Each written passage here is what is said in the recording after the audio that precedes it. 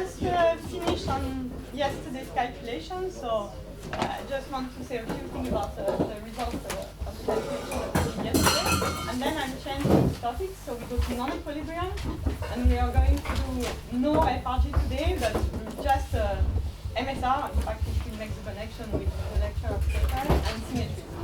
About symmetries today. Before tomorrow, we put everything together.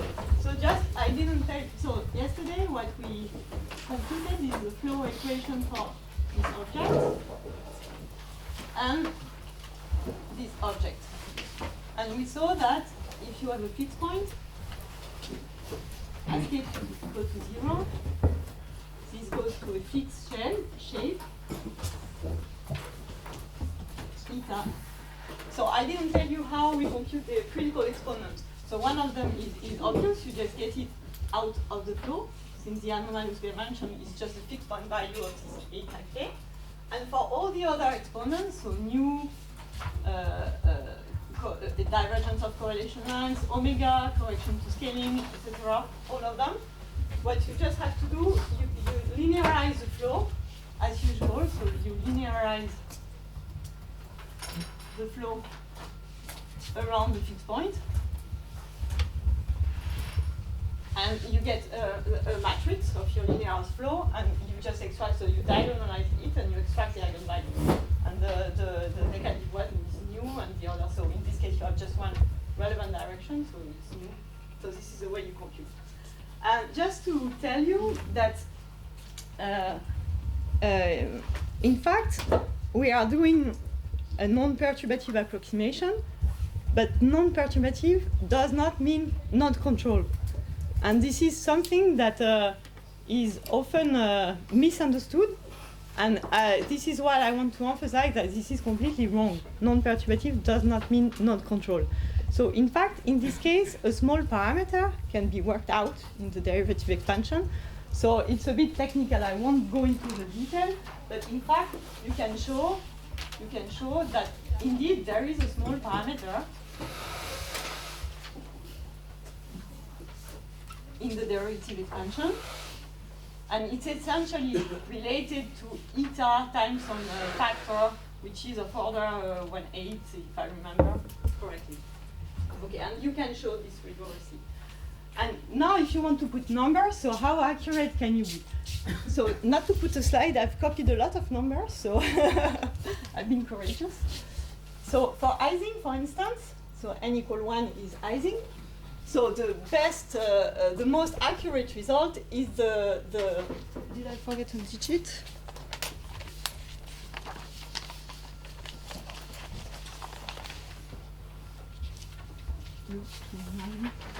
Sorry, I forgot to teach it here.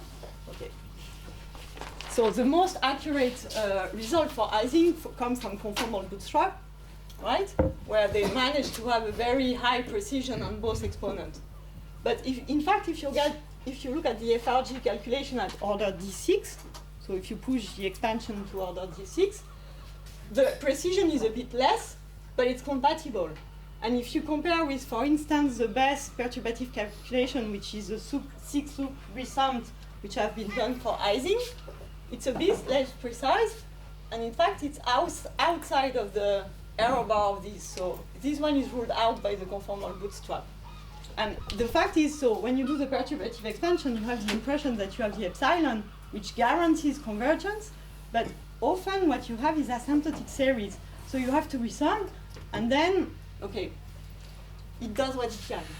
And Monte Carlo, it's, in this case, it's a comparable precision in Monte Carlo for this, for Ising. But you can do it for all n, and so it has been done for all n, so I didn't write all of the n, I just wrote one, but you can find all the tables, for instance, in this paper or in the review, or in the physics reports.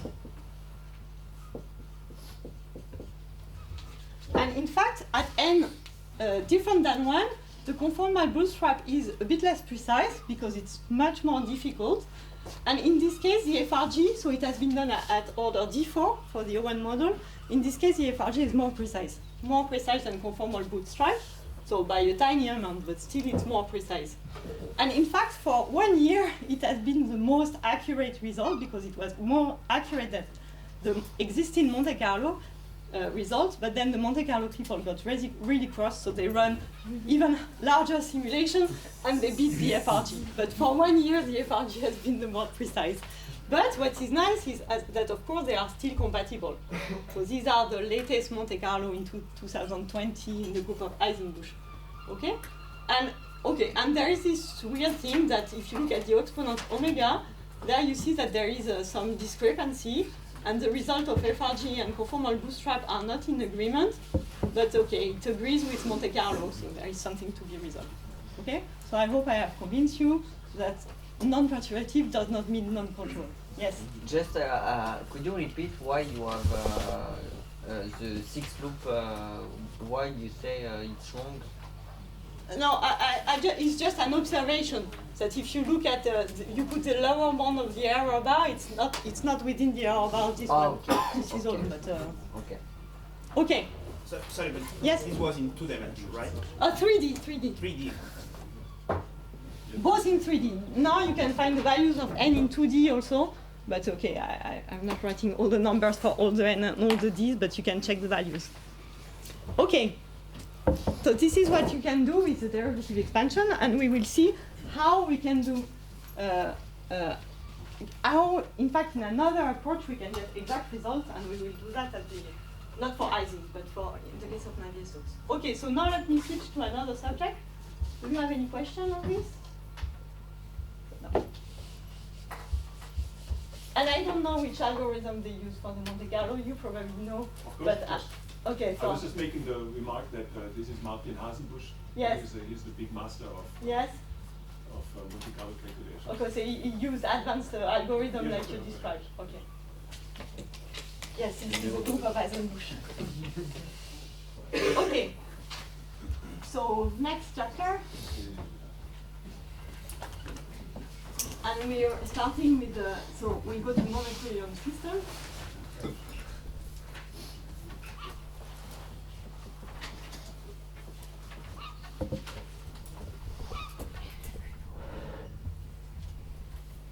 And the 3 steps that we are going to do today. So first, I will be very quick because I think you know it very well now. I will just extend it for fields. I don't think you have written it for fields. But okay, it's No, just I did a it few for lines. long It's dynamics. straightforward. Yeah. Yes. And then we will talk about symmetries and extended symmetries.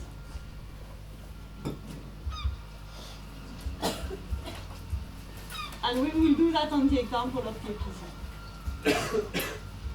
And then we will see how we can exploit these symmetries through word identity. And then we will use them and see that we can really not constrain everything. Okay, so let us start with MSR formalism for fields. So let's take, so it's very similar, except that instead of a trajectory, I look at a field, okay? But imagine that it follows a Norma-like equation. So F is all my deterministic forces, and then I have a noise. And I will choose I will restrict to Gaussian noise, although it could be extended also in this case to non-Gaussian noises, following what Peter did. And just to the correlation of this guy, it doesn't have to be delta correlated. And in fact, it's important that it can be other. So you can still take delta correlated in time, but I will consider a generic correlator in space. And this is important, for instance, if you want to look at turbulence, because in that case, this will be a forcing, and the forcing is not something which is delta correlated in space. It's something which acts at large scale. So you really have something which is not a delta here, okay? But this poses no problem. So it means that the probability of your eta is just something like -1/4 sum x prime of 5x t minus 1x x prime and t, t prime x prime. Okay, and also just a very small extension is you can add a dynamical constraint on that. So for instance, if you want to look at Navier-Stokes and you want to enforce that your fluid is incompressible, okay, so if you add any dynamical constraint,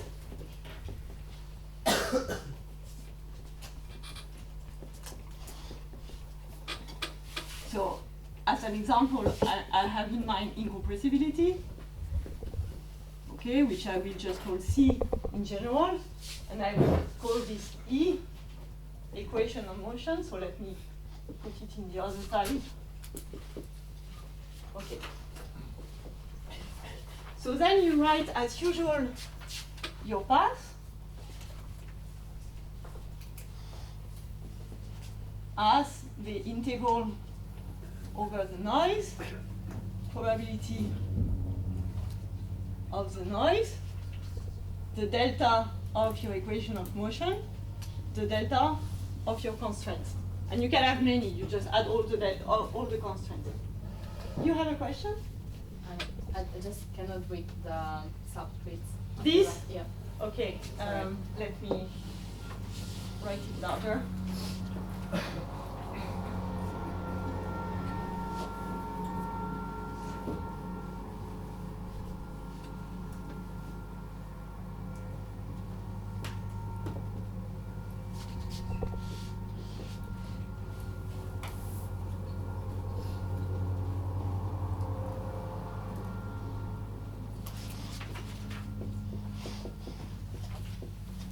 Better? Thank you. Okay. And then you could have many constraints, but they're all treated in the same way. So then you do as you are used to do, you introduce the Fourier transform of this. So you introduce a first response field to enforce the equation of motion.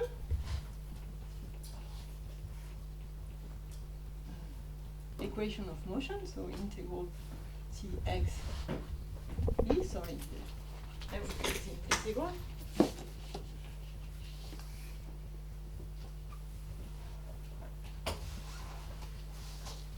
And you also introduce as many Fourier transform as you need. So you introduce other response field, let me call R, A.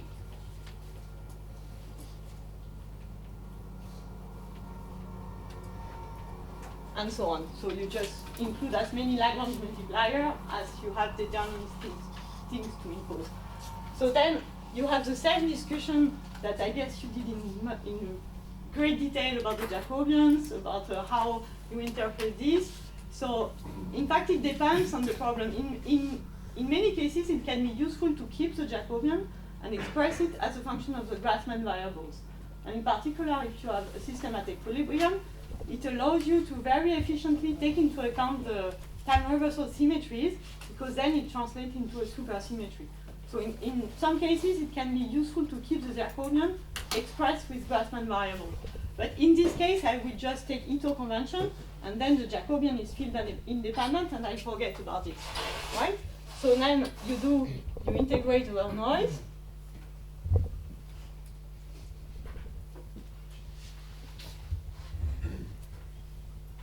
And you end up with something which is the integral, so d pi bar, d all your response field, exponential of minus s of phi bar plus additional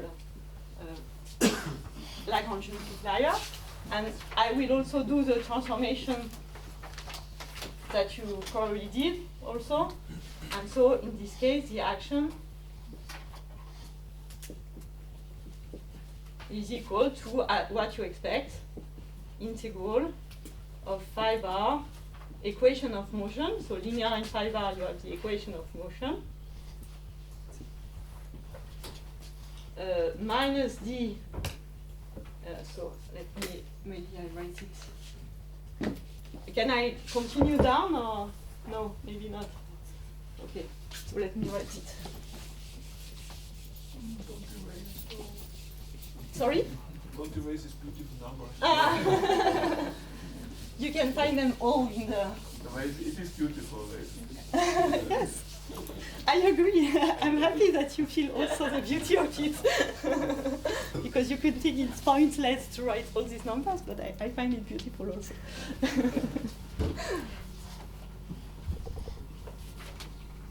So I rewrite it so that you see it here.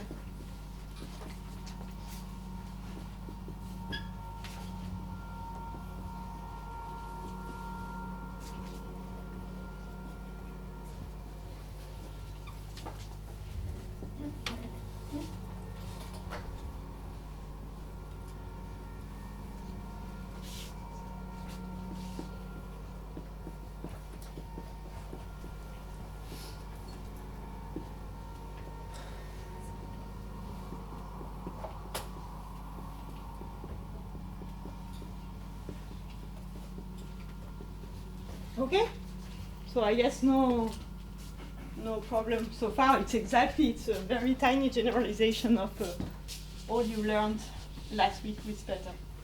So the generalization is just to go to fields.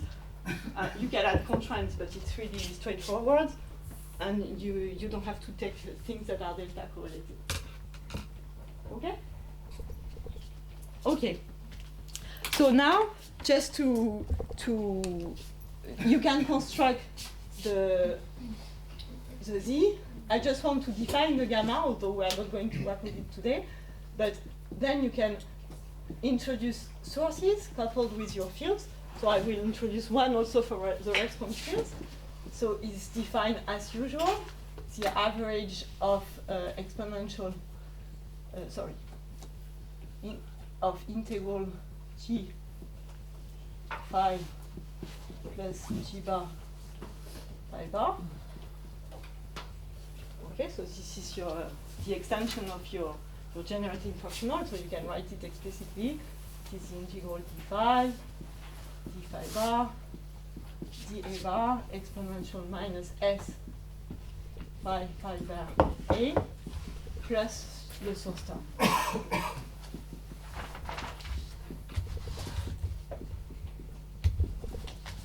Okay. So now you can compute all the averages that you want, and simply I will denote with the psi the average value. So if you derive this with respect to j, so the average value of phi, I will denote it psi, and the same, you have the same relation. If you want average value of phi bar, you just take a derivative with respect to j bar. Of course, they all depend on space-time.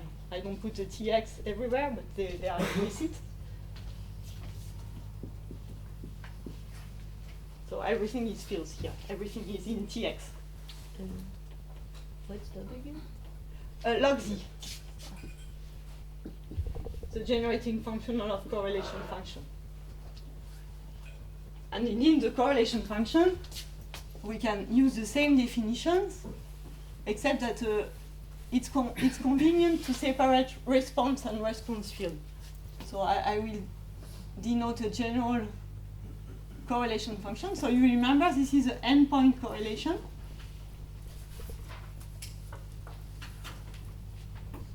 So you remember this is just so phi of T1 x1, and the last will be phi bar. Okay, so the L first are phi, and the M last are phi bar.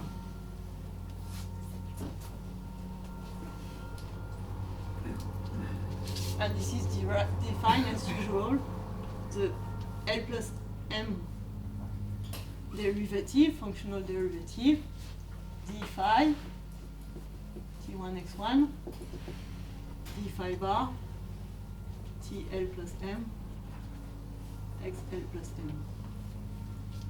Okay, this is just definitions. I'm sorry, is that the derivative set to phi or set to j? Sorry? Are those derivatives set to phi? Oh, no, J, of course. Thank you.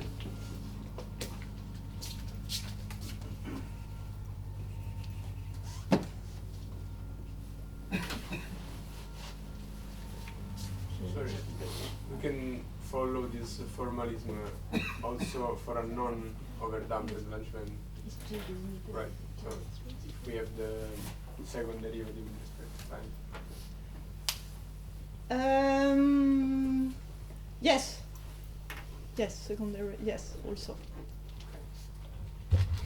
Okay. So let's finish with the definition and look at the symmetries. So yes. So you said that this is valid also for Navier-Stokes, right? Yes. But in Navier-Stokes you don't have noise, right? You will look at the stochastic Navier-Stokes, that is the forcing. Okay. You can So interpret it, so that's why I was insisting on that. Because in fact, in Navier-Stokes, this is a forcing.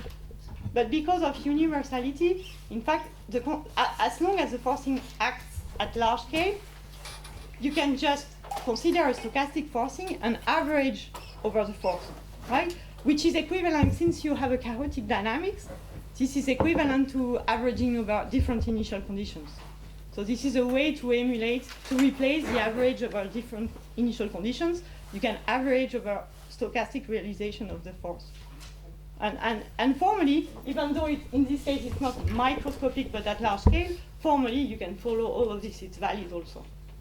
Okay, thanks. Other questions? Okay, so now let's look at symmetries.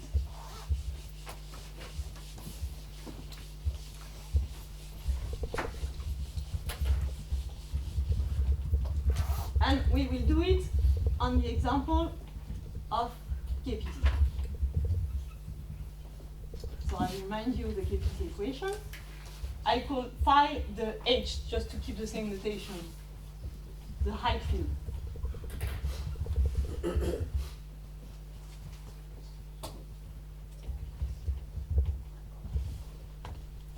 And in this case, it was defined with a delta correlated noise, even though you can extend it to the color noise, and there are also many interesting things. So I denote this parameter D. Do you need me to recall anything about the KPT equation? Or it's okay for the physical sense of the term and so on? It's okay? Could you repeat briefly, please? Yes. So this describes this phi is a height field. So X, I draw a picture in 1D. So I have an interface that grows with time, and the fluctuations also grows with time, and this phi is just the height field, phi of t of x, right? So this is the equation that describes the dynamic of this height. It's stochastic because what makes the interface grows is some random process that you just model at the mesoscopic level by this noise. This is surface tension, so this tends to smoothen. You have a price to pay for derivatives, so it tends to smoothen the interface. But then you have a competition because this term does exactly the opposite. It wants to roughen. It wants to broaden the patterns that you create. Okay? Okay. So if we straightforwardly apply what we just said. So in this case, I don't impose any other dynamical constraint. So I just have the response field, and the action is phi bar dt phi minus mu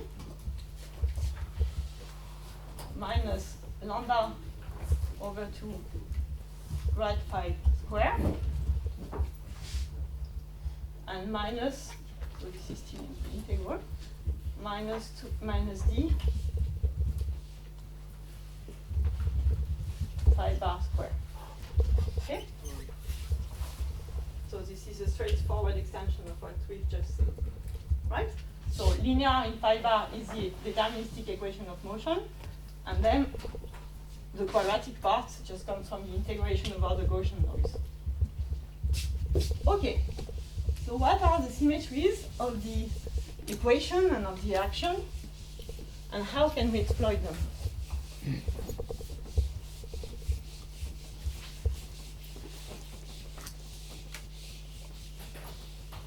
So the first one is very simple. You have a shift symmetry. If I shift all of the phi by a constant, obviously it's a symmetry because the phi always comes with a derivative, right? So I have a first symmetry, which is a shift symmetry of phi, which is corresponds to the transformation phi just go to phi prime equal phi plus c, where c is an arbitrary constant. But we will see after that, in fact, we can do a bit better than that. We can do a bit better than that, because in fact, oh, okay, we'll see later. Another very important symmetry is Galilean symmetry. So in the context of KPZ, in general, it's not called Galilean, but it's called stochastic tilt symmetry. But we are going to explain it very simply. Stochastic. Tilt symmetry. Okay, you will understand why in just a second. So to analyze this symmetry and to really understand what it means, it's useful to go back to the fluid dynamical description, to Berger's. So you remember that if you define a velocity u, which is minus lambda grade h, okay, you can write what is the dynamics of this field u. So for this, you just take, so h I denoted phi, so let's keep to phi. So just take minus lambda grade of this equation. Okay, so I take minus lambda gradient. So the first term will give me dt u. Here, the minus lambda grad just goes through, so it will give me this. So here, it will be, so lambda, you have grad phi and grad of minus lambda phi.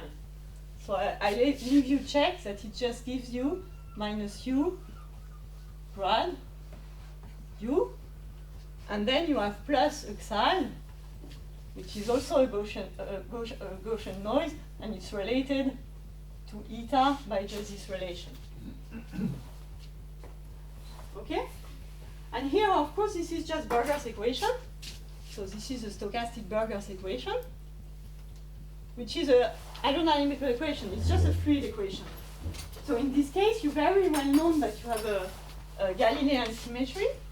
And Galilean symmetry is just the following transformation. So you change your coordinate x to x plus some v0 t, and you change all your velocity to u minus v0. Why? This is the standard Galilean transformation, a boost. So all the velocity, you add a constant velocity, and you shift your coordinates accordingly, right? And you know that in this transformation, dtu alone is not invariant, right? Because if you look at dt prime of u prime, so this is x prime, this is u prime. If you look at dt prime of u prime, so let me write it completely. It's u of t and x plus v0 t minus v0. You have two contributions, right? Because either your derivative acts on u, so dt prime equals dt, either it acts here or it acts here, and then you have v0 grad u. And this is constant, so this does not vary. Okay? But on the other hand, if you look at this term here, so if you look at u scalar grad prime prime u, so let's make this transformation. You have, so u prime is u minus v0. Grad prime is just the same as grad, and u prime is u minus v0. So the grad will just kill this term, and you end up with u grad u minus v0 grad u. And of course, you recover a very well-known result that dt is not invariant on the Galilei transformation, but the combination that I call capital DTU, which is DTU plus U scalar grad U, is invariant, right? So this one is invariant. And of course, this is nothing but your Lagrangian derivative. Okay, so the Lagrangian derivative is the covariant derivative with respect to Galilean symmetry, right? So this is the covariant derivative for Galilei.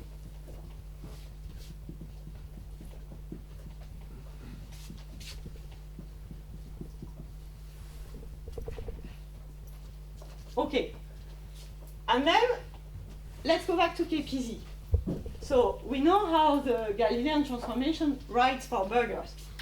Okay, so now we can go back to KPZ because we know the link between the two. Okay, so let's write what it gives. The coordinate is not changed. So the Galilean transformation, you still have x goes to x prime, which is x plus v0t.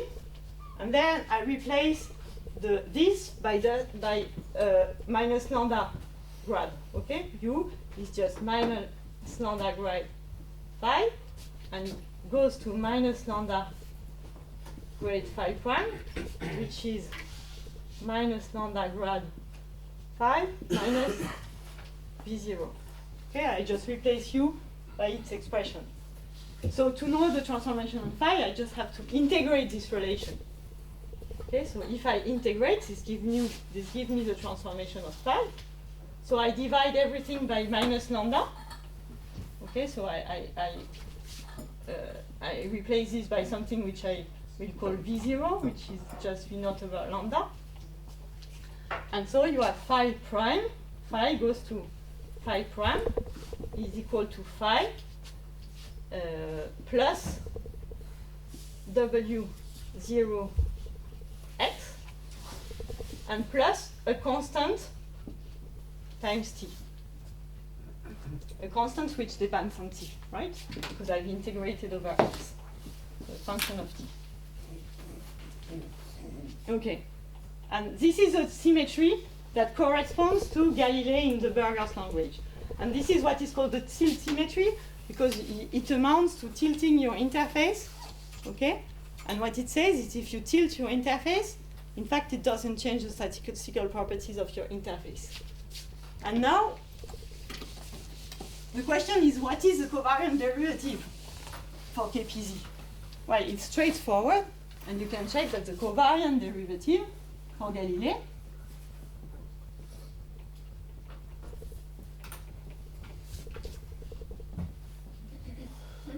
is dt is equal to dt minus lambda grade phi scalar grad. So this is just the same as this one, but replacing, so the operator dt plus u scalar grad just becomes this one. So I leave you to check what happens. So dt phi is equal to dt phi minus lambda. No, sorry. I leave you to check the following thing. That if you look at this term that you have in the KPZ equation, dt prime phi prime, so this the equivalent of this combination is this combination. So minus lambda over 2 grad phi square is invariant. Is invariant, but is invariant if you choose properly the constant. So this allows you to determine what is the constant. And I leave you to check that it tells you that C is just equal to lambda over 2 V0 square, W0 square.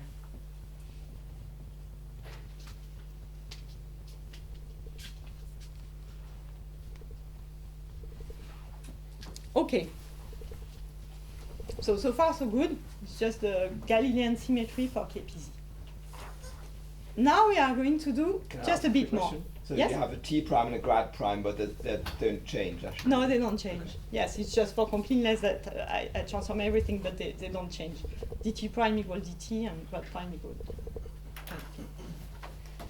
So now, so far we talked about symmetry. Now we are going to talk about extended symmetry. So what does it mean? To explain it, let me now consider a slightly generalized form of this transformation, where I will consider, rather than a linear function in t, an arbitrary function of t, right? But the price to pay is I will restrict to infinitesimal transformation. So let me consider now the infinitesimal transformation. Within KPZ. Yes, or you can do the same for burgers, but I will write it for KPZ. Which is the following. So x goes to x prime plus epsilon of t. Okay, and this epsilon is infinitesimal, but you see that it's an arbitrary time-dependent function. So Galilei is recovered for epsilon of t equals linear function, v0 times t. Right? And so the corresponding transformation for phi is phi prime plus, so this is just the derivative of this guy. Oh, I have not renamed it, sorry. Okay. I've not renamed so now, sorry, okay. So now I will rename it, and this is just lambda w naught, right? And I will keep the lambda, in fact. Right, because w, I replaced by w, so I replaced here also, and I will just keep the lambda for memory. Okay. And this one, this is just the derivative of this thing here. So it will change to phi prime plus epsilon dot of t x. Okay? And the constant you don't care because you see it's of order x epsilon square, and I just limit myself to linear transformation. Okay, so I drop the constant because I know it's of order epsilon square. Right? And did I get the sign correctly? Yes. Okay. So now let me do the following thing. So now you see that I can write infinitesimal variation of my function, right? And if I have a function that transforms just due to the change in coordinates, okay? So let's consider a function f. So excuse me. Yes? So this epsilon replaces the W0, is that what you're saying? This epsilon, so this epsilon of t, if you have Galilei, is just W0 t. Exactly. And so here what comes is just the W0. Okay, so if you want W0, then you see it's just a time derivative of that. So this is consistent with if I do this, I recover. So epsilon will become large for large times. So it's just the epsilon dot which is infinitesimal. Is that what you're saying? Yeah, the two are infinitesimal. But how can it be? That's what I'm asking. So is epsilon fluctuating? Because epsilon has a... No, it's a fixed function of time. It's not a fluctuating thing. But if I take W0 small, then epsilon after a given time scale would still become large. That's the question. Okay, but I will consider only transformation for a small time. Okay. Okay. So the transformation was before, no? X prime equal to x plus lambda epsilon. Yes. That is x prime equal to x. But Yes. Yes. Sorry. Just to be. Yeah, sure. Let me write it properly. Equal x plus lambda epsilon of t times phi plus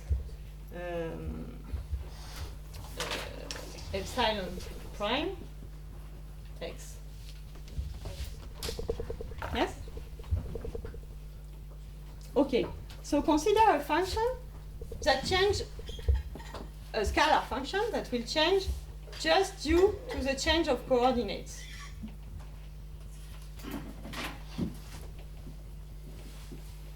Right? Since this is infinitesimal, I can just write the variation of f, okay, which is just f prime of t prime x prime minus f of tx. And you see it's given by lambda epsilon scalar grad f. Okay? And let me call that a scalar density under Galilei. So this is my definition, but it's really simple.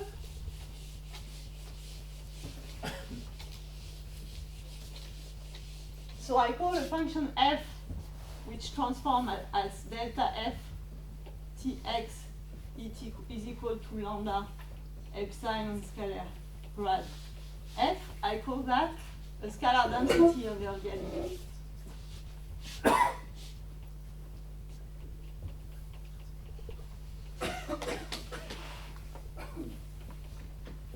But here I'm saying a very simple thing is that the integral over x of delta f of t of x is just equal to 0 because it's a boundary thing. Okay, all my function decay as infinity as you always suppose in field theory. This is simple, right? If you just change coordinates, then I do a change of variable in my integral, I rename that, and obviously it does not change, right? And this will be useful because this is the kind of thing that you have in the action, where you have the integral over x. Yes? What is f prime over there? Delta f equal f prime? F prime of t prime x prime, so the transform, this is this thing. The transform after the symmetry. Okay? And you see that you have very simple property that imagine that if f and g are scalar density,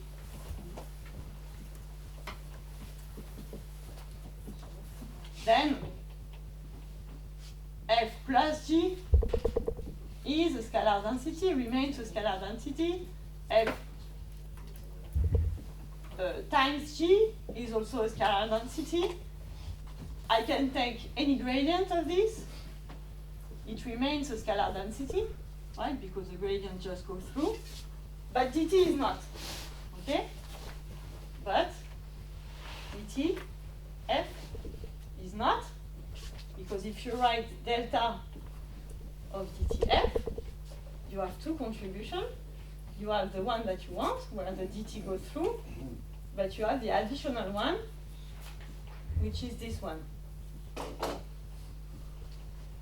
So it does not remain a scalar density. But the solution is simple. In fact, this is what I wrote earlier, but it was a bit anticipated. In fact, you know that you shouldn't use dt as for burgers, but what you should really use is the covariant derivative. And the covariant derivative will preserve the scalar density property. Okay? So use instead, so what you have to do is dt f, which is dtf minus lambda grad phi scalar grad, is invariant. Is invariant, so it is the covariant derivative, as I wrote here. Okay? You can check that very easily because the variation of this will precisely compensate this term as we've seen for burgers before. Right? Okay. So this is nice. Can you just say again, the definition of the scalar density is that this integral is 0? No, it's that it transforms just due to the coordinates. Okay. That it transforms just due to the coordinates. So h on its own is not a scalar density because you say that h transforms not just due to the coordinates. So this is not a scalar density. But phi bar transform like this, it will be a scalar density, the response field. Okay. So now there is a little subtlety compared to burgers, which is, so for burgers, the covariant derivative is a well-defined operator. This is dt minus u scalar u, and it's the same applied on u. But here, because you have this term, if you apply it on the field itself, you have a 1/2 factor that term. So for KPG, you have to differentiate the covariant derivative if it acts on any function or if it acts on phi itself. And in fact, you know that the proper one is exactly the one that appears in KPZ, which is this one. Right? So you have a -2, you have a 1/2 factor, which just comes from the square, but this is really a minor detail. So you don't have this distinction in burgers, but okay.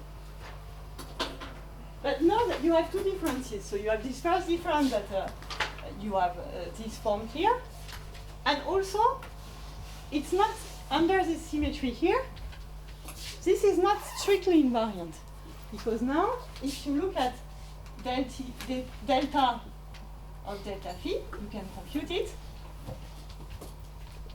All the part that comes from the additional derivative here will compensate as usual, but still you have this term. And when the dt apply here, in fact, there is nothing that will compensate that. So you can check, do this little variation, and check that in fact it's non-zero.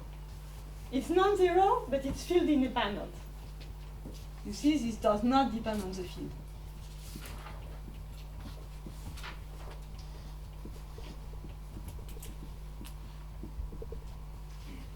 So why did I bother you with all these things?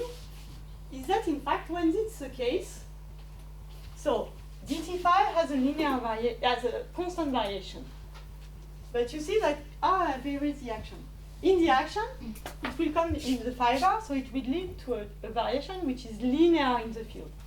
And this is precisely the case where you can write word and entity, which are exact identity, and which will enormously constrain all of my vertex function or correlation function.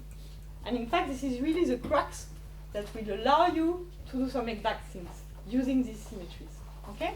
So that's why I introduced all of this. So let's see how it works. So yes, I'm done with this, and let's look at the last symmetry of KPZ. So keep that in mind. Okay, keep that in mind. We will see how we can exploit this to have an infinite number of exact relations for the correlation function. And this is really important. Okay? So let me go through the last symmetry of KPZ, which exists just in 1D and which is time reversal. So I guess here again I can go quite quickly because I'm sure you have done it in great details.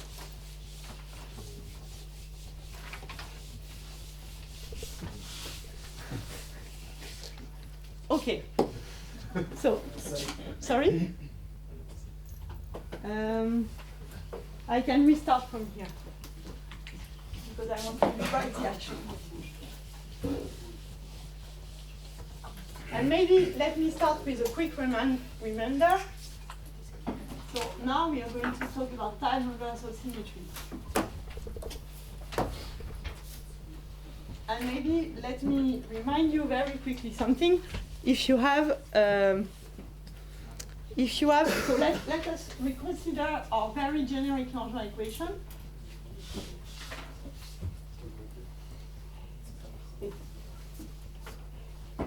And now I will consider equilibrium. So you can call T the coefficient that I called D just previously, right? Because now it's a transfer.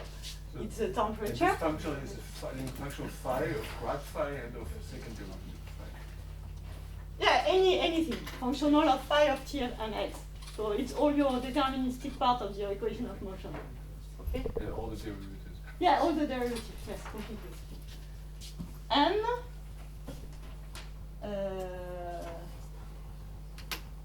yes, and more importantly, I'm considering the equilibrium case. So you know that this derives from some Hamiltonian. Okay? And there I have a perfectly equilibrium situation, and I'm sure you have computed in detail the stationary distribution of this process, which is just exponential minus integral of h of p with the coefficient 1/t here, and the coefficient, let me get it right, yes, 1/t, I think, with my, because I put the 2, yes. Okay? So this you know very well, right? You have done it in detail. So let me make this remark for KPZ. So for KPZ, we have this equation. And let me forget for for a moment the non-linearity. So if you do that, the KPZ becomes the Edward-Wilkinson equation, right? Which is just this equation here. And in this case, it is equilibrium because this guy here derived from a Hamiltonian, right? Because you can rewrite, if you introduce the Hamiltonian, h of phi is equal to nu over 2 integral of grad phi square. So I guess I need a...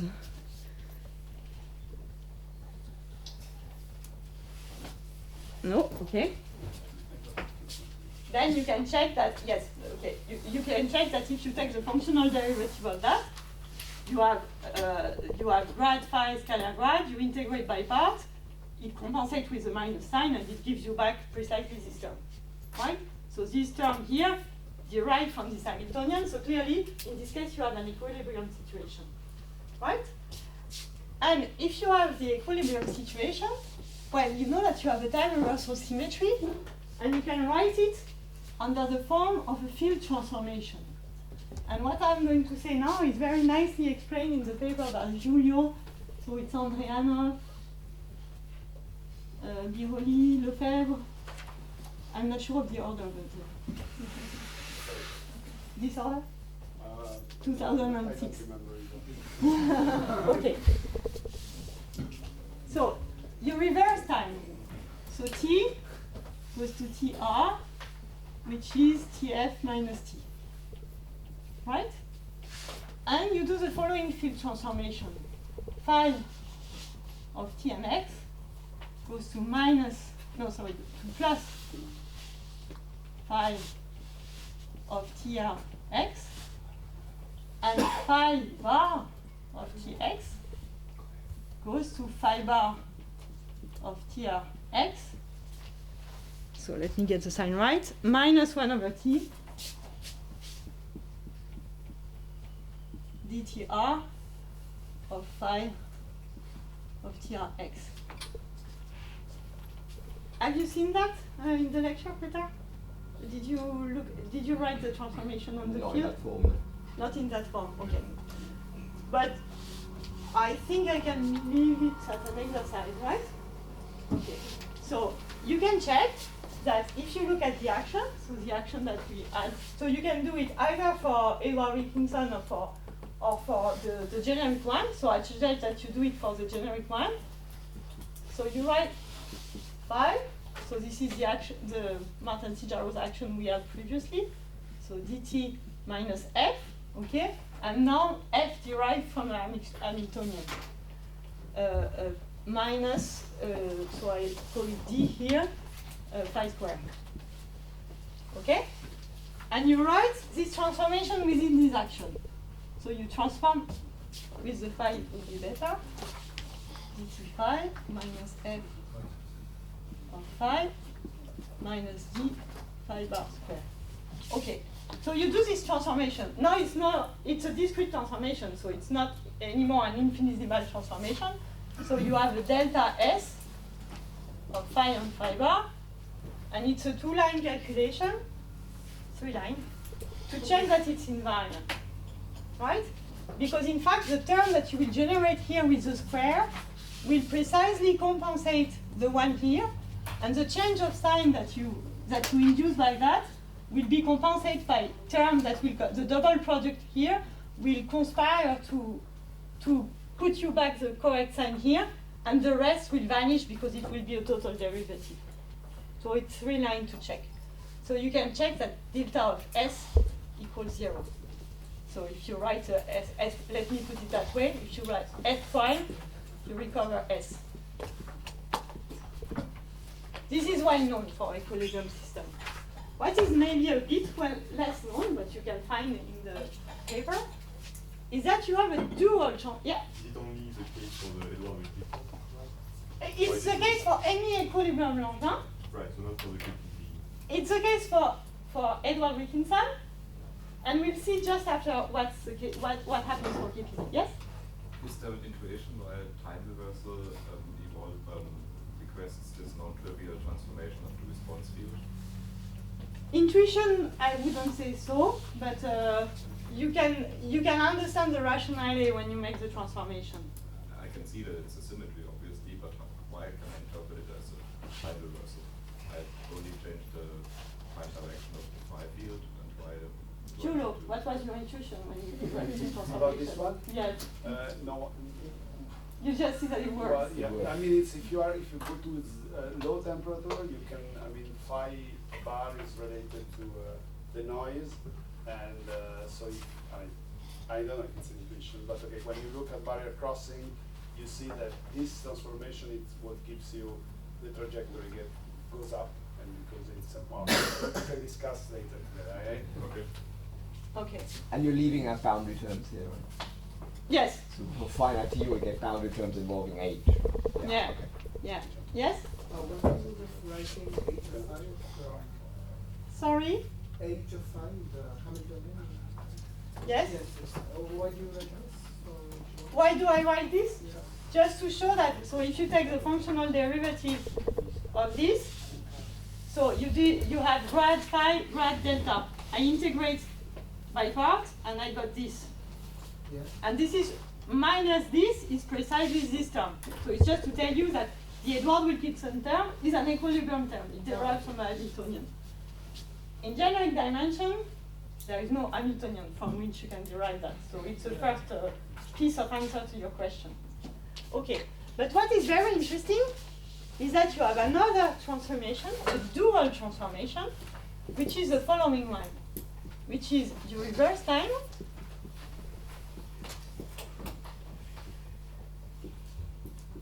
phi of t and x goes to minus phi of tr and x, and this time you are going to move the response field with the Hamiltonian part. So let me get the correct sign. Plus 1 over t h of minus 5.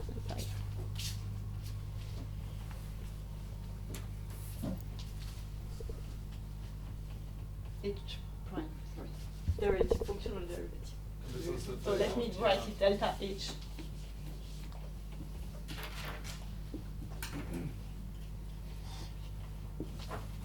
That's also, yeah.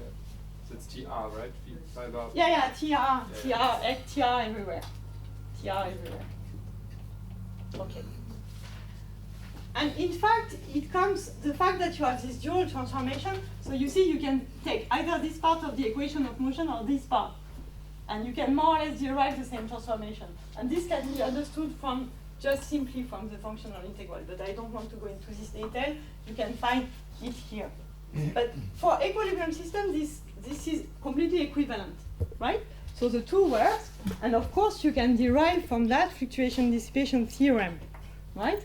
Because if you have this symmetry of this action, it means that you can write, that you can transform in the functional, you can make this transformation in the functional integral, and you see that it will relate phi phi with a phi bar and a dt phi.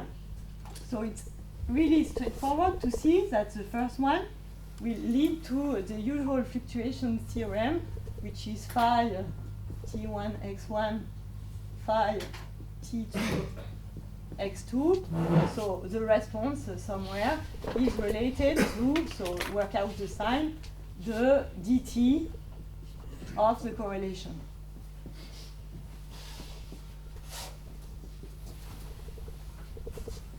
Okay, so it's straightforward. You just have to write this in the untransform action and in the transform action, and this is what you get.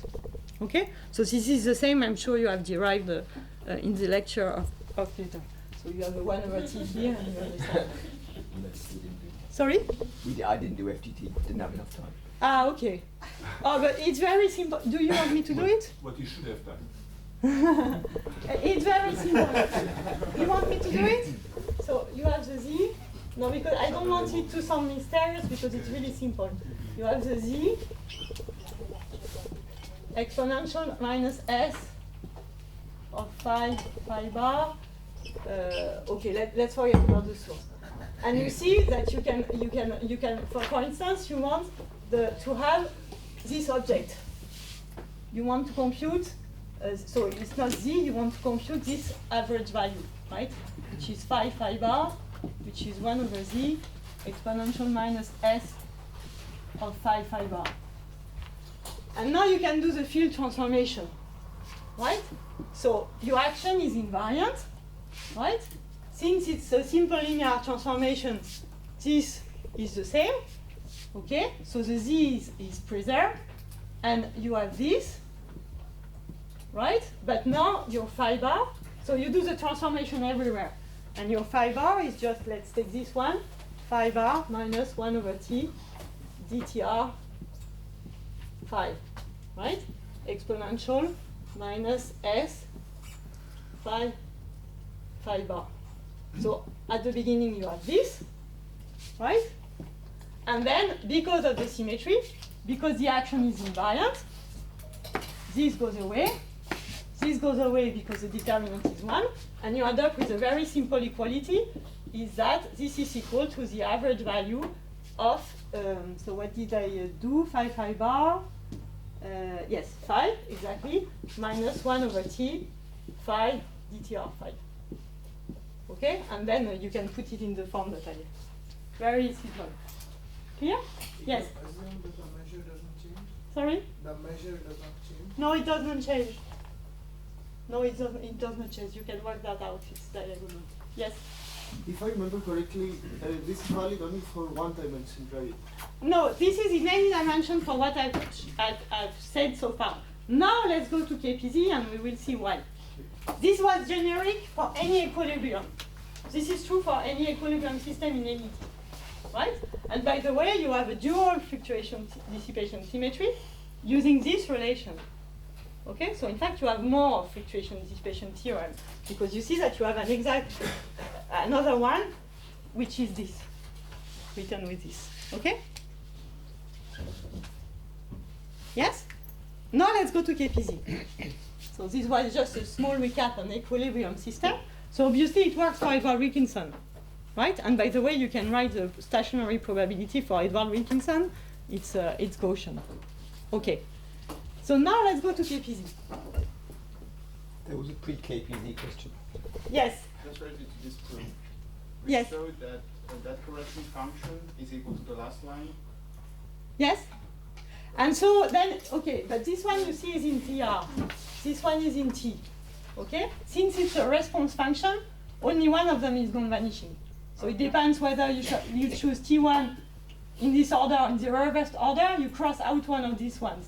So this is why I didn't specify the sign, because there you have to say if T1 is greater than T2 or the other way around. So they are response functions, so only one of them survives. Thank you for your question.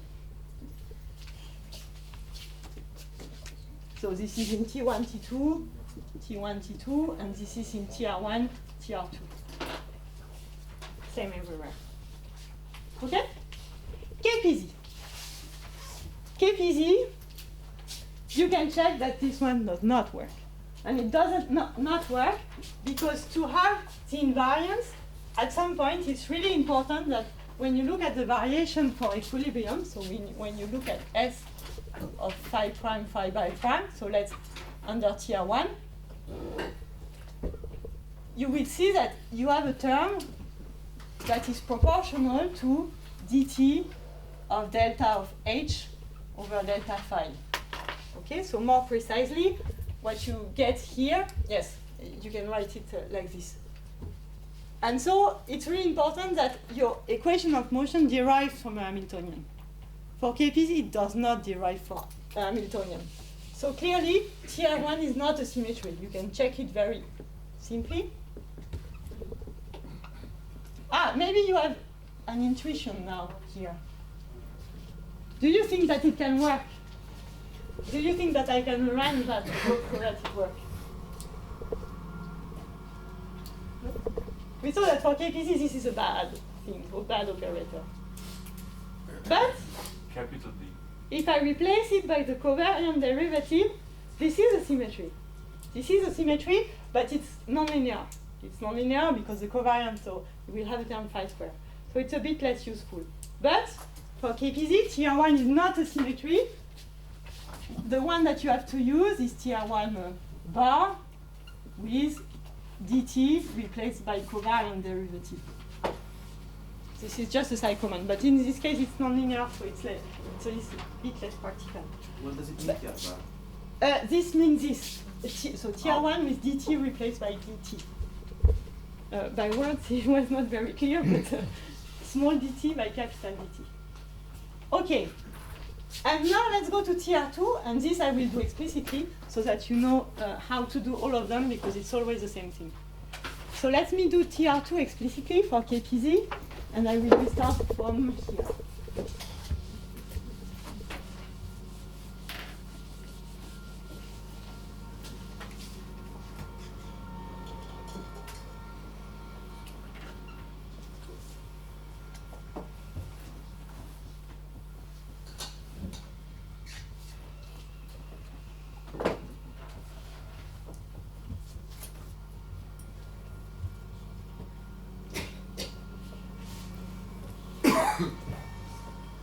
And I consider tier 2, which is, so t to tr minus t, so tf minus t, 5 to minus 5 of tr.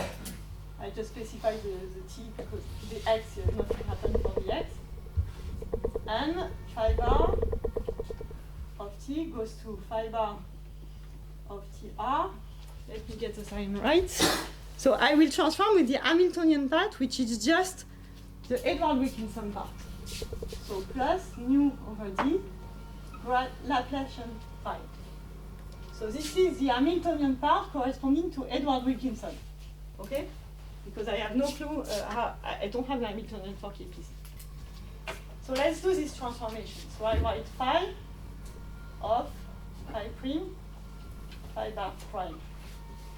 So this is integral dx, and it all works the same for all of the transformations, so you can check all the other. So I just replace. So phi bar of tr plus nu over d Laplacian phi. So everything is in tr. So it's okay if I don't write tr. Everything is in tr. I will just specify in the temporal term. Okay. So this is the transformation of this one. Now I have to transform this. So you see that I pick up a minus sign from the dt going to tr, right? And I also pick up a minus sign for the phi going to minus phi. Okay? So once I'm in tr, this writes like this. Right? So I repeat, I pick up a minus sign from the t that I have to express in dtr, right? Because my phi is in dtr, and I have a minus sign that comes from this one. So I transform phi, I have dt, and the dt is minus dtr. So to go from dt to dtr, I have another minus sign, right? Then I pick up a sign here, so I have plus nu delta phi, and here two minus signs, so this term does not change sign. And then I have the double product, so minus, so this parenthesis closes here. And then I have minus d and phi squared, so phi plus nu over d delta phi squared. So I have to go up, right? Sorry. Yes? Wasn't lambda equal to 0? No. I'm back to, yes, but this is the Hamiltonian part of Edward Wilkinson. So I just have the term in nu. Indeed, I don't have any lambda here. Okay, but then is the action we consider? I'm considering the KPZ action. Yeah. I'm doing this transformation. So Okay, a key to answer your question is that the lambda part, in fact, the two transformations are dual and they always work together. But here, you see that you need to put the lambda part in here. So it's not anymore in this other transformation because it has gone to here. So let me just define this transformation and we see if it's a symmetry or not of the KPZ action. Okay? This is what I'm after.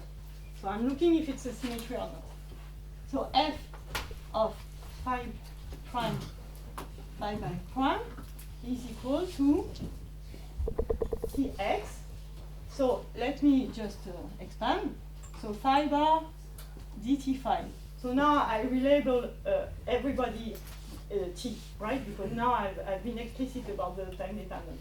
So this is this first term, and I want to keep it. I need it in my action. So let me write below the terms that are not okay. So plus nu over d Laplacian phi. Everything is under the integral. dt phi, okay? Then you see that I have this term here, so nu phi bar Laplacian phi. So this time I want it, but it doesn't have the correct sign for the moment. Then I have the term minus lambda over 2 phi bar grad phi square.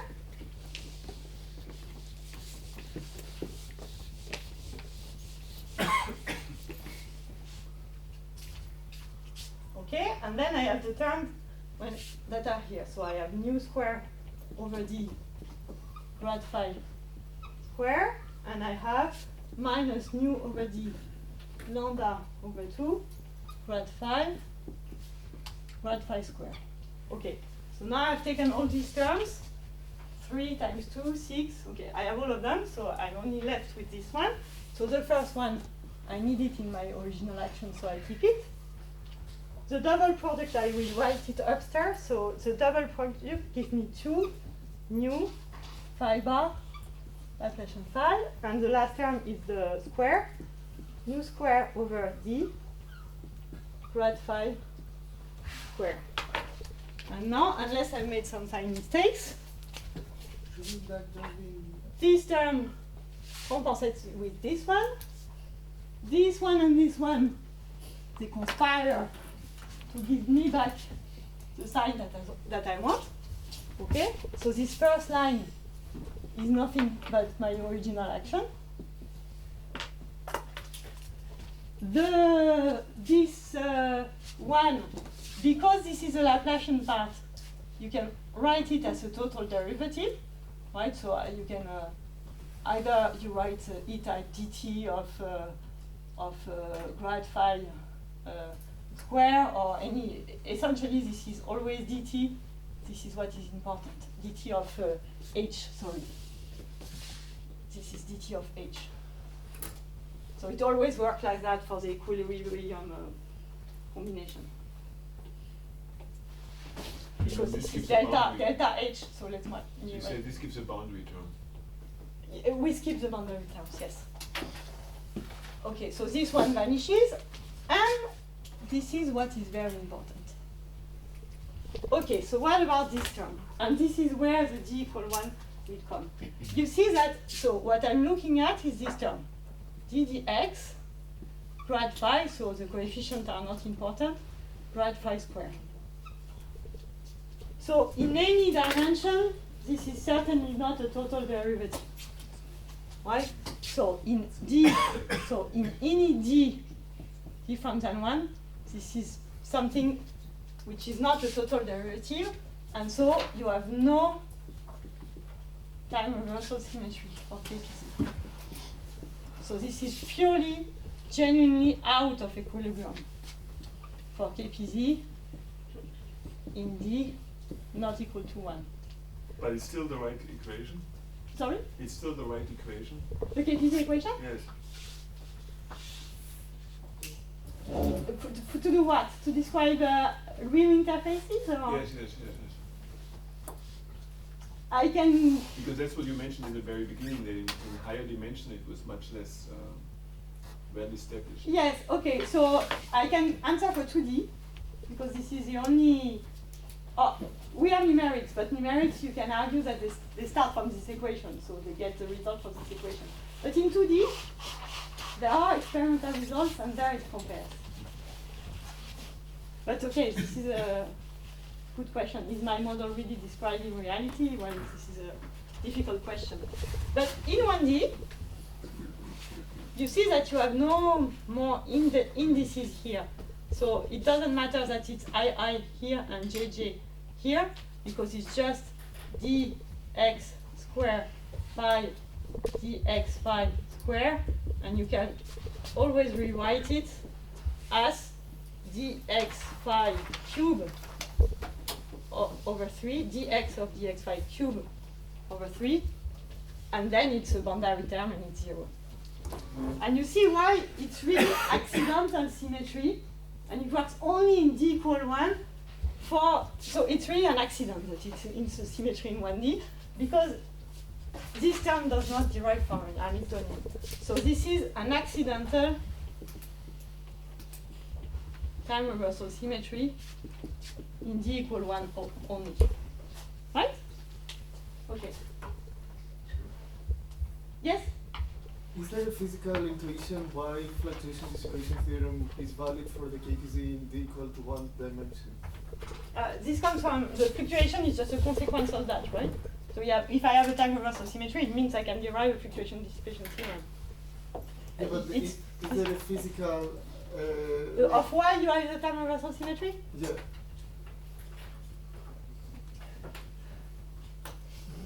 It's completely accidental. So no, personally, I don't have any intuition. I don't know if, but this is really important to. This is what lies behind all the exact solutions. Yes. And so also for the other transformation, it's the same thing. So it goes only in one dimension. The T, for example.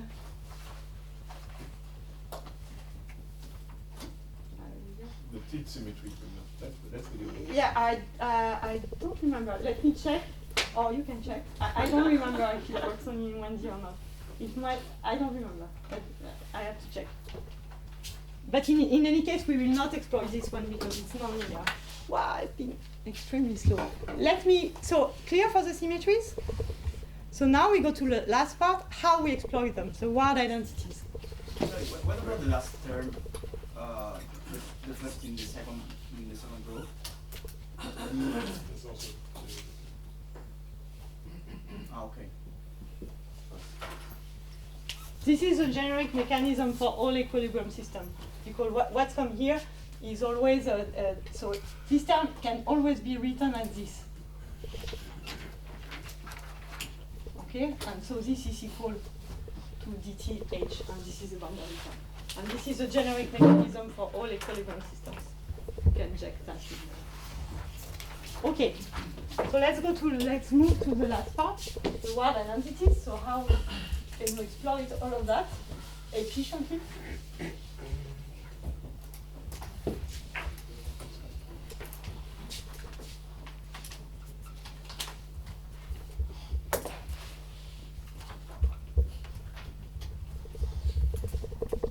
And since I've been a bit slow, I might go directly to the extended symmetries. So in case of exact symmetries, you can derive a wide identity, but it just tells you that all of your functionals have the same symmetry. Maybe it's useful that I do it anyway. Okay. So let's consider a transformation. So here I'm back to a generic scalar field.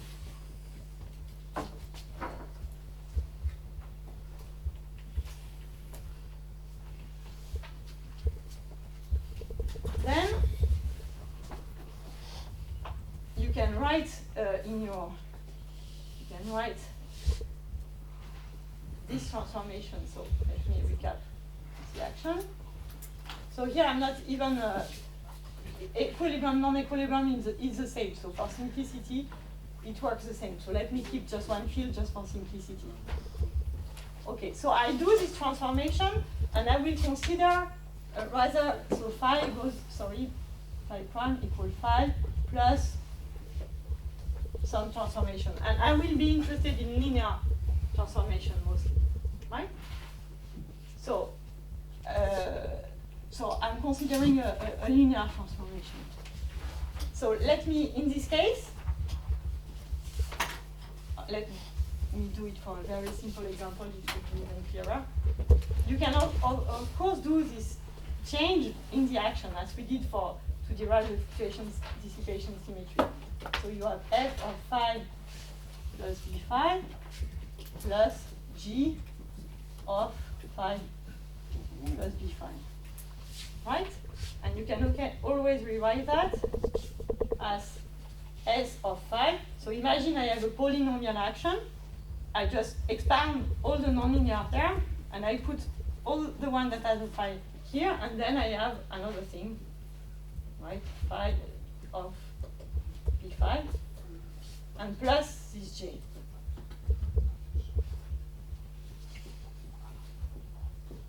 So it's clear that if you have an exact symmetry,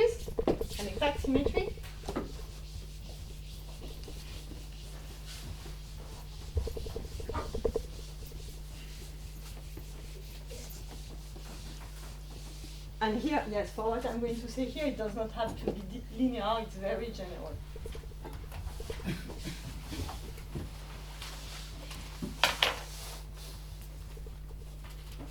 That's not the Laplacian, it's just a change. Yeah, a change. Yeah, it's a change. So if you have an exact symmetry of the action, it means that it leaves this invariant.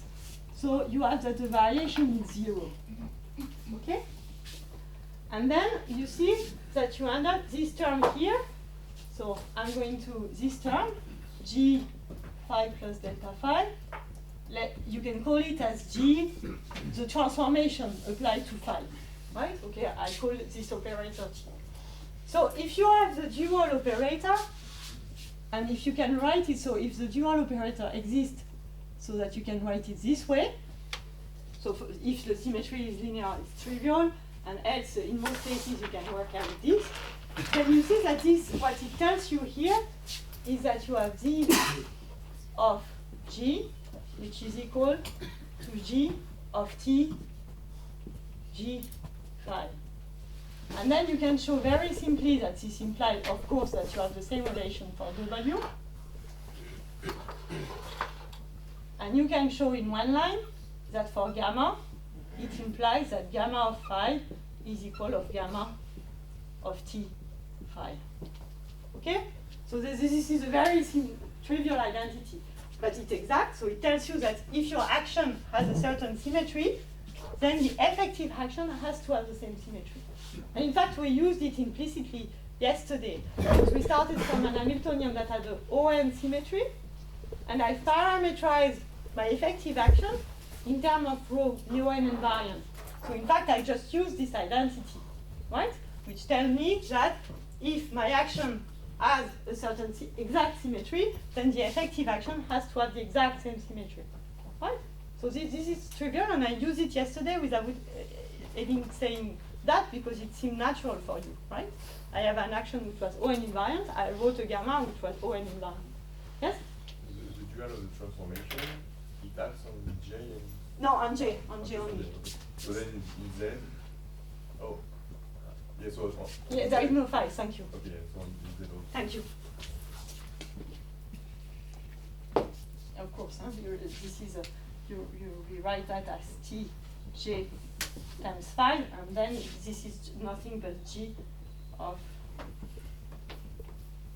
Okay. So now let me do what happens if you have a symmetry which does not leave the action strictly invariant, but leads to linear variation, which is the case of, for instance, the Galilean symmetry that we have seen. So now I'm rather considering an infinitesimal transformation.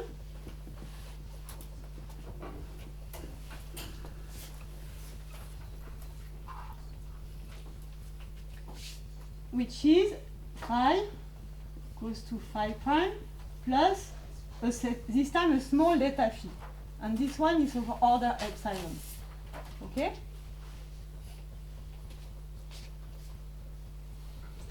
So I do the same process. So z of g, but this time I will be able to expand because this is small. Exponential of minus s. So I do the transform.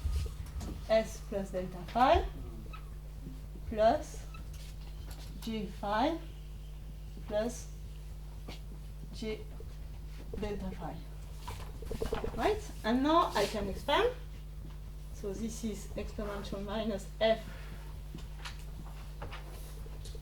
minus, so I will call this this expansion delta phi, right? So this is of order epsilon plus these terms. But now this is nothing but the average value of exponential minus delta S plus G delta phi, so average value in presence of J, right? And since everything is epsilon, I can expand everything, right? Sorry, this is equal to Z G times this average value, okay? So you see that you get an identity, 1 equals this average value, and then if I expand, the 1 just disappears, so I expand, and I find that minus delta S of 5, I can put it in the other side, is equal to sum of G delta phi. Right? So this is an exact identity, and let me explicit a bit more what it means. What does it mean? So first, let me rewrite the first term. This term, G delta phi, obviously the average value goes through, and you remember that G is nothing but delta gamma over delta psi. And the average value goes here, so I just have average value of delta phi. Okay? And this is nothing but the delta of delta gamma over delta phi. Of gamma, sorry.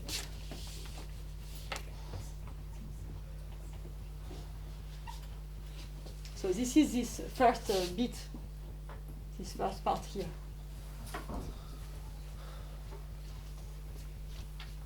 The principle the delta psi doesn't have an average because it's already averaged. Sorry? You have in the middle expression the delta psi is averaged, but it's already an average. The second. Yes, yes. You are using the Leonie conjugate relation, which is this, and this goes out of the average, yes, because it's average already. And the other one, and this is where the linear infield is very useful.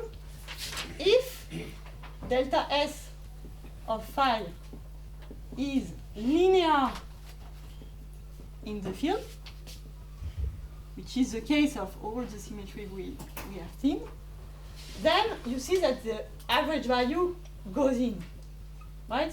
If it's linear, it's clear that you can write this, and only in this case. The average value just goes through. Sorry, no, I don't try.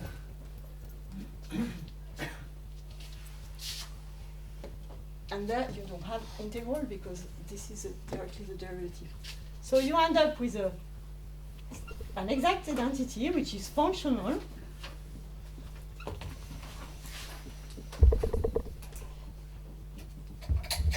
And which is the following.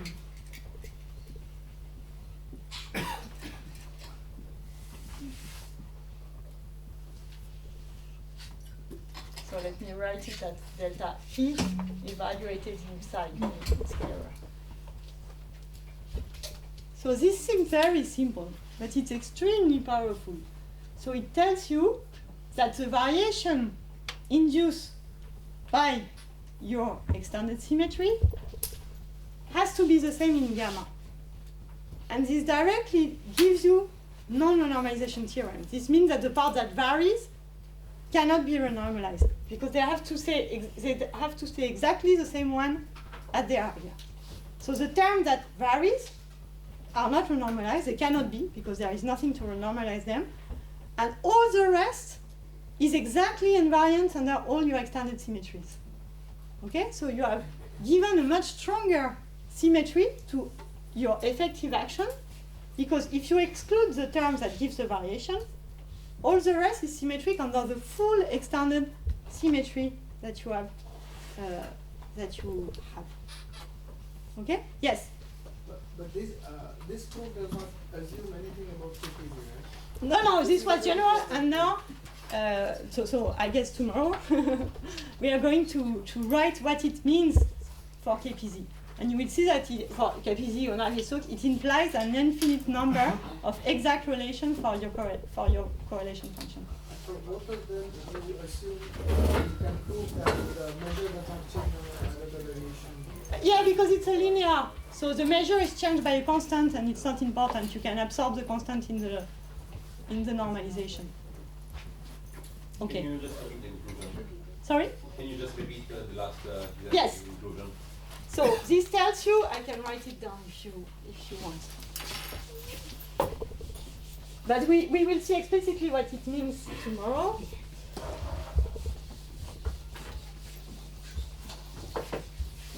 So it means, so you see that the variation of gamma, the effective action under your extended symmetry has to be the same as this one. Okay? Has to be the same. It means that it's not renormalized. It keeps the same form. Right? It keeps the same form as the action. So the terms that vary under your extended symmetry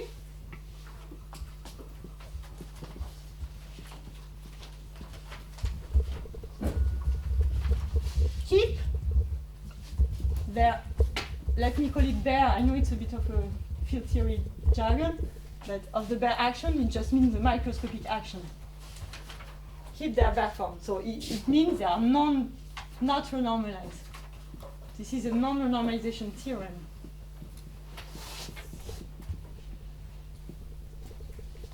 And all the rest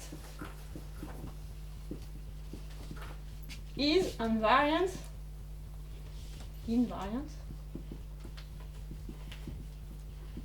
under standard symmetry.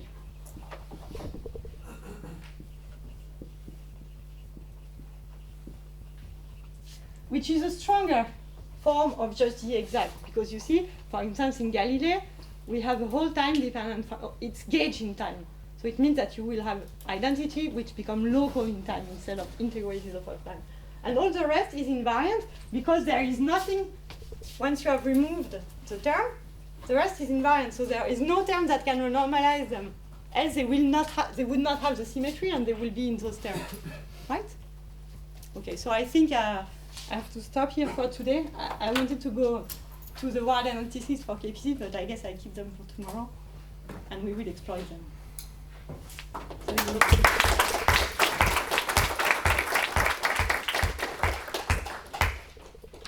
Sorry? Yes. What we have done and what we will do tomorrow for class physics, could you, is it possible to make the same approach to Burger's equation? To Burger's, to Navier-Stokes, yes, completely. Okay. Yes. When you run the RG flow, you generate new couplings, right? When you run the RG flow, yes, you will generate new couplings with new terms. Exactly, but you will generate only the one that are allowed by the extended symmetry. You cannot generate anything else. Else you are doing a crap thing which violates your symmetry, but this is not what you want to do.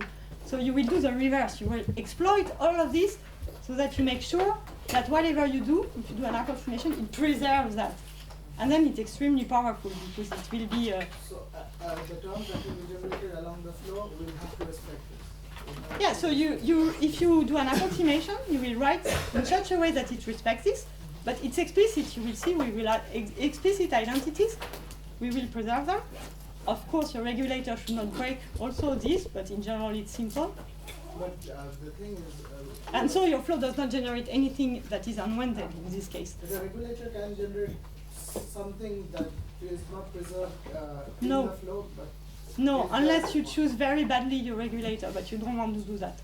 You don't want to choose a regulator that. But you see, in fact, it never happens for a simple reason. So it never happens. This is a good thing because the regulator is quadratic in the field. So whatever transformation, linear transformation you do, the variation can be at most linear in the field. And so then it enters your wide identities and everything goes away. And you end up with the same wide identities as without regulator. So in fact, the wide identities without the regulator are the same as with the regulator. And you can show it very simply, and it comes from the fact that your regulator is quadratic. So whatever you do, the variation is at most linear. It enters, and it enters on both sides, and it disappears.